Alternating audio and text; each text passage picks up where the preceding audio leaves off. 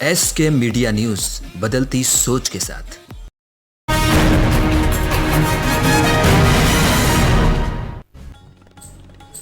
कहते हैं कि सरपंच गांव का मुखिया होता है और गांव उसका परिवार। पर आज हम आपको बताने जा रहे हैं एक ऐसे ही मुखिया के बारे में जिसके खुद के परिवार में 3 से अधिक संतान हैं। पर डॉक्टर साहब नियमों को ताक में रखकर पिछले 1 साल से सरपंच बने बैठे हैं, पर अभी तक इस पर प्रशासन चुप है। आइए देखते हैं झालावाड़ की बिश्नोली से ये स्पेशल रिपोर्ट। मामला है भवानी मंडी पंचायत समिति की सिलेगढ़ पंचायत का, जहां के सरपंच रविंदर सिंह जो 4 संतान होने के बाद भी पिछले 1 साल से अपनी सरपंचाई का डंका बजा रहे हैं। यूं तो कहने को तो सरपंच सिर्फ 2 संतान होने का दावा कर रहे, पर प्रमाणित दस्तावेज कुछ और ही बयां कर रहे हैं। सिलेगढ़ सरपंच के 1995 के बाद 4 संतान होने के बाद भी नियम विरुद्ध 2020 के पंचायत चुनाव में फर्जी दस्तावेजों को लगाकर चुनाव लड़े और सरपंच बने, जहां चुनाव जीतने के बाद सरपंच रविंदर सिंह राठौर द्वारा फर्जी दस्तावेज लगाकर चुनाव लड़ने का मामला सामने आया। वहीं दूसरी ओर जनप्रतिनिधि गोविंद सिंह परिहार ने 7 अक्टूबर 2020 में वर्तमान सरपंच के खिलाफ फर्जी दस्तावेज लगा चुनाव लड़ने का मामला दर्ज करवाया था, जिसमें रविंदर सिंह राठौर ने राज्य सरकार के नियमों को ताक में रखकर 1995 के बाद 3 संतान होते हुए भी गलत तरीके से चुनाव लड़ा। जनप्रतिनिधि गोविंद सिंह परिहार द्वारा दर्ज रिपोर्ट में पेश किए गए प्रमाणों के आधार पर थाना प्रभारी कोमल प्रसाद द्वारा मामले की तहकीकात की तो सरपंच रविंदर सिंह राठौर के 3 संतान होना पाया गया, जो कि कागजों में पूरी तरह साफ साफ नजर आ रहा है। सर, जिस तरह से आपने आरोप लगाए हैं कि सिलेगढ़ सरपंच ने फर्जी तरीके से और फर्जी दस्तावेज लगा करके सरपंच बने हैं, क्या है पूरा मामला? जनवरी में जब चुनाव हुए उस टाइम पे उन्होंने जो चुनाव आयोग को जो झूठा शपथ पत्र दिया है उनके खिलाफ 3 संतान से अधिक है। और मैंने अक्टूबर में पुलिस में FIR दर्ज करवाई। FIR दर्ज होने के बाद 1 या 2 महीने बाद खुद SHO साहब ने माना है कि इनके 3 से अधिक संतान है और इनकी जितनी भी संतानें हुई वो सब नागदा के हॉस्पिटल के अंदर हुई है। वहां पर उनके पहले भी जो उनकी लड़कियां हैं उनका जन्म प्रमाण पत्र भी वहीं से जारी हुआ है और इस तीसरी संतान से अधिक होने का इनका बच्चे का सर्टिफिकेट भी वहीं से नागदा से जारी हुआ है, जिसके बाद मेरे पूरे प्रूफ के साथ में हूँ। या तो इसमें पुलिस अधिकारी मिले हुए हैं, ये अगर कार्रवाई नहीं करेंगे तो मैं उच्च अधिकारियों तक इसकी कार्रवाई करूंगा।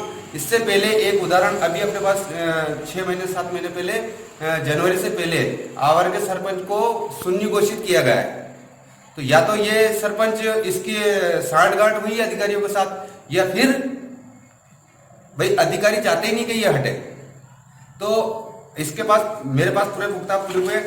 भाई इसका FIR की कॉपी राजस्थान पत्रिका के अंदर इसकी न्यूज लगी 7 अक्टूबर को, उसकी कॉपी इसके बाद में राजस्थान पत्रिका वालों ने इसका इंटरव्यू लिया, उसमें कोमल प्रसाद जी ने खुद ने माना कि इसके 3 से अधिक संतान है। उसका प्रूफ जन्म रजिस्टर प्रमाण पत्र, उसका प्रूफ जन्म प्रमाण पत्र, उसका प्रूफ समर्थ पोर्टल ID, उसका प्रूफ सर्टिफिकेट के अंदर इन्होंने खुद ने इनकी पत्नी का बयान है जब डिलीवरी हुई थी जब कि मेरे 4 जिंदगी संतान है और 5वां इनका बच्चा ये हुआ है। इसका प्रूफ भी मैं आपके सामने दे रहा हूँ। इसलिए तथ्य मेरे पास है।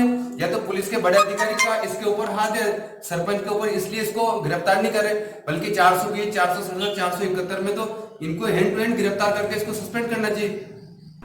अब आइए देखते हैं कि वो प्रमाण जिनमें साफ नजर आ रहा है कि सरपंच ने नियम विरुद्ध चुनाव लड़ा है।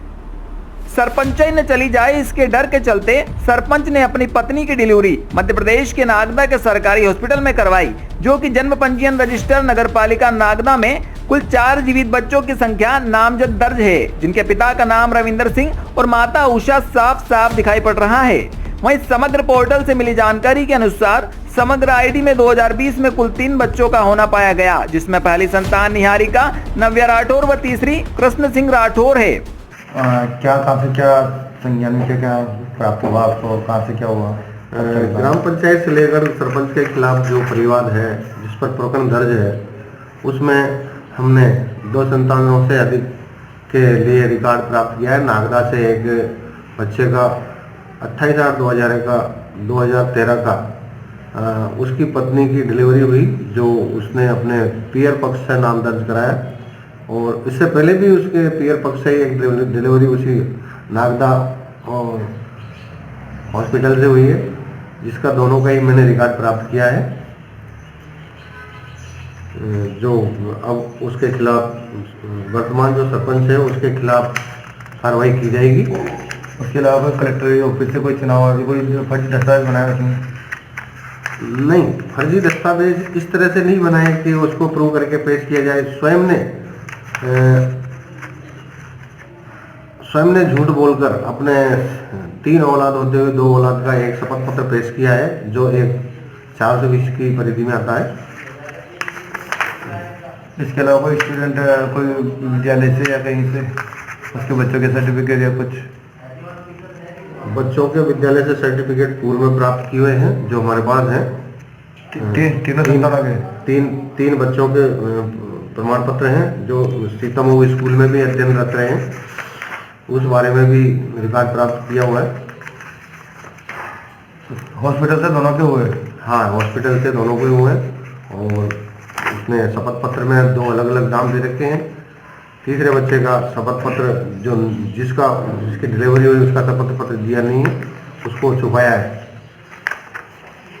इससे क्या एक तरह से सरकार को और आमजन को धोखा दिया है। इसके खिलाफ कोई चार्जशीट कुछ निकाला होगा? अभी अनुसंधान में अनुसंधान प्रक्रियाधीन है।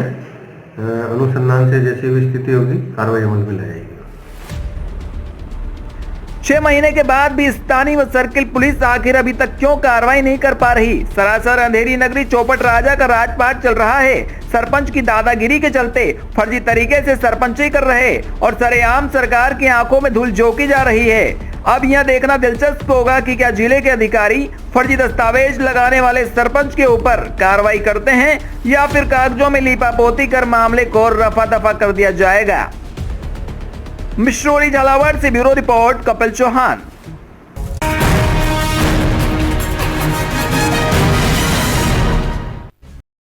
इसके